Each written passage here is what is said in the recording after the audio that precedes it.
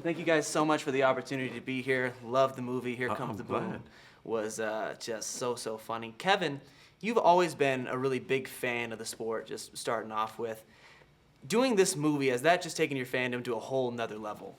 It does, I mean, I in an area where I think I'm not going to be able to have more respect for these guys because, I got to know them all these fighters over the years, and really see what they go through. I sat, next to the octagon watching fight after fight after fight and watching these guys and just thinking, but to actually get in the octagon, and even though we're still acting, but to train like a fighter and to work every day at it, and to see what they go through, and emotionally wanting to quit just from training and getting tired from that, and getting banged up and sparring a little bit here and there, man, it does it raises the bar. And there's something that I didn't do in this movie that these guys do, and that's literally at the end of the day when all the trainers are around it, they separate, you get in that octagon, they lock that door, and it's just you and another guy. And that, to me, I don't want any part of it, man.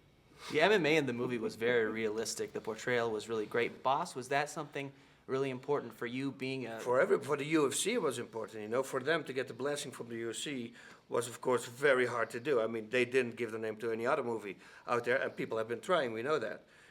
But they knew Kevin, and they knew that he was going to do it, and they actually helped out also, right? Yeah. An idea, to make sure that he at least has a wrestling background, that he was a really good wrestler in college, in high school, college, so those kind of things made the movie also believable, and not right away it ends in a world title fight. It's a kind of thing on the card.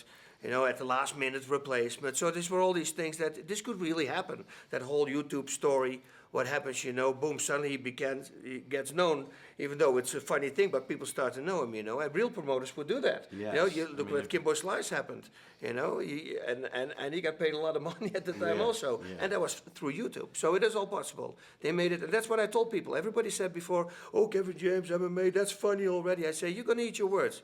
I said, because I know what he did and how hard he trained and how he looked, and I was just blown away with it. All the fighters were. The movie itself was very entertaining, really funny. But going back to what you were saying with the training, when you're hitting the mitts, when you're wrestling, it all looked really phenomenal. How much training did you do before doing this movie? And had you done any serious training before? I've trained, ever since I've known Bas, and even before, I trained in some type of karate beforehand. I did a little bit of that. I've always played sports and was always an athlete. But when I started, when I met Bas and he came out, we started really working with mixed martial arts. We would train pretty much all the time when I was on the King of Queens a lot, and then sporadically here and there I'd be training with Rafael de Cordero, and different guys would come in and out, and we just worked at it, and I loved it. I just had such an appreciation for it. Never to get good enough where I can ever really claim as like, hey man, I feel really, really good now, because I'm always, I do it for a few months and then I'd get busy.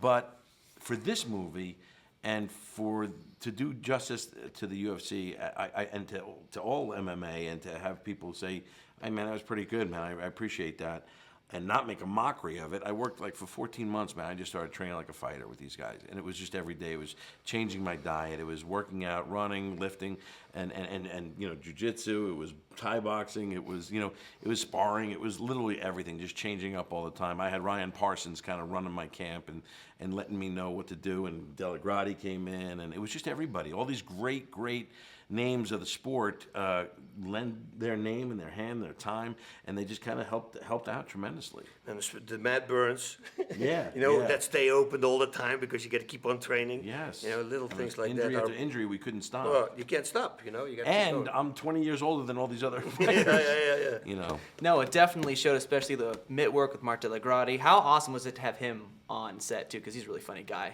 Crew Mark. He was great. He's hilarious, and he's a great cook. His whole family is. We went over there. They had a pizza oven, everything, and we had some big dinners there. Big pizzas, when it was pastas, over, everything made themselves. Yeah, when we wrapped the movie, we had a huge Italian dinner at Delagrati's. Yeah, that was good. Pizza, dessert pizza. Yeah, remember with freaking Nutella and bananas. Oh. Thank you both so much. It's been a pleasure being here, and you both portrayed the sport in a very positive light while still being extremely hilarious. Great dance moves. Thanks. That's what I'm talking about. All right, thank you so much. Great interview, man. Good job.